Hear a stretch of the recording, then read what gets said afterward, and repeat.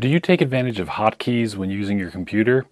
I've always got one hand on the mouse and the other hand's on the keyboard. So I'm sitting there and I'm tapping keyboard shortcuts like crazy, and my wife sees me do something and she goes, "How did you do that? That would save me so much time." Well, with this series of videos, you too can learn to be a keyboard commando.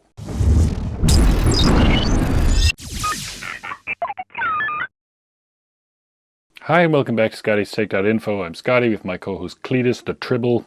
Today's keyboard shortcut is Windows key L, Win L, and also the Control key. So what is that for? Well, Win L locks your computer. Let's take a look.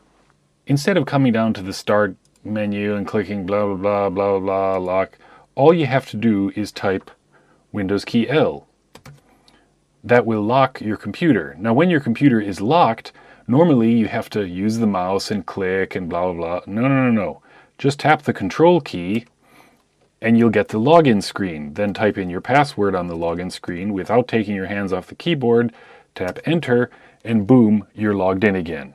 That is a super time saver. You don't even have to touch the mouse. Now it may not seem like much, but keep practicing and don't miss my other keyboard commando videos.